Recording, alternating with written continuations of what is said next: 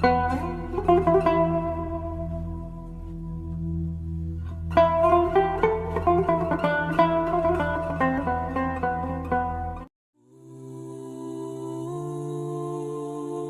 are people who used to live not too long ago, they used to live a desert life. They used to be Bedouins, shepherds, lived under the sun. Their castle was a tent. And then they came into wealth. And when they come into wealth, they become like, they make Fir'aun look humble, man.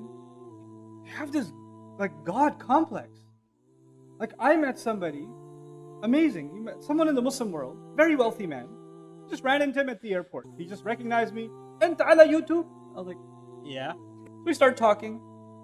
And I was on my flight back to America, and he asked me where I'm from. I said, I'm from America. And he's, oh, those guys, they're our servants. What? Excuse me? And he explained himself to me. He said, you know, they make our cars, they make our phones, they make our watches. Look, American watch. They serve us. Inna lillahi wa inna ilayhi raji'un. The delusion that a person, this is ilha. Like how deluded can you become? How distracted can you become? That this is all your life amounts to now. There is such a thing as balance. You know, even in the Qur'an, Allah Azza wa Jalla talked about lahu. One of the most interesting ayat on the subject is in Surah Luqman. Allah Azza wa Jalla says, وَمِنَ النَّاسِ مَنْ يَشْتَرِي لَهْوَ الْحَدِيثِ لِيُضِلَّ عَنْ سَبِيلِ اللَّهِ. Very interesting ayat. He says, among people, there's somebody who purchases distracting kind of speech to misguide from Allah's path. It's a complicated statement. First of all, he purchases distracting kinds of speech. And why does he purchase it? To misguide from Allah's path. Now what does this all mean? Ibn Abbas radiallahu ta'ala anhuma interpreted that ayah as music. Okay, so he said distracting speech is what? Music. And some have looked at that and said that as a result music is haram, etc., etc. I'm not here to give you a fatwa, but I do want to tell you the context of that statement of Ibn Abbas radiallahu ta'ala anhuma. Qur'an used to be recited. People used to get affected by the Qur'an. The Quraysh could not come up with any alternative. So they came up with a strategy. لا تسمعوا لهذا القرآن وألغوا فيه لعلكم تغلبون. Don't listen to this Qur'an. Create distraction when it's being recited so you can win. So you can dominate. So they paid women to sing and do like a in the middle of the street concert. So anybody who was listening to the Qur'an say, hey, there's a concert happening. And then you just go there and start listening to the song. The Qur'an comments on this entire story and says, among people, there is someone who purchases distracting speech so they can misguide from Allah's path. Not so they can be misguided, so they can misguide others from Allah's path. This is the next step of lahu. You know, you and I are consumers of it. You and I are, you know, we can become addicts to like Netflix or online TV shows or, you know, video games or whatever it is, mobile apps, social media, comments, likes, dislikes.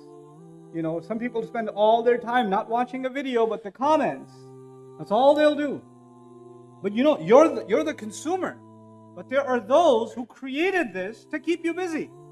They keep you busy. I don't want to go too long on this subject, but I do want to say one thing that is close to my heart. That hurts me a lot. You know, Fir'aun was very afraid of Banu Israel. People don't know that. Quran says that he was actually afraid. You know, وَنُرِيَ فِرْعَوْنَ وَهَامَانَ وَجُنُودَهُمَا مَا كَانُوا يَحْذَرُونَ. They used to be afraid. Why? Because they had the Banu Israel were oppressed. They were treated like slaves. They were beat up, tortured. If you have enough young men who see their mother being pushed, their sister being harassed, and they're treated like garbage, and there's enough of them, they're going to eventually have a revolution. He was afraid of a revolution. So he used to kill the baby boys every other year. Or every often when there's too many baby boys, he would kill them. Why? Because you cannot have too many young men. Because if you have too many young men, they'll have a lot of ghira, self-respect. They might rise and there might be a revolution. He was afraid of that. He needed to keep the population under control. Today, if Fir'aun was alive today, he wouldn't have to kill any babies. He just hand them an iPad, man. They'll never become men. Don't have to worry about it. They'll be 25 years old. That's all they'll be doing.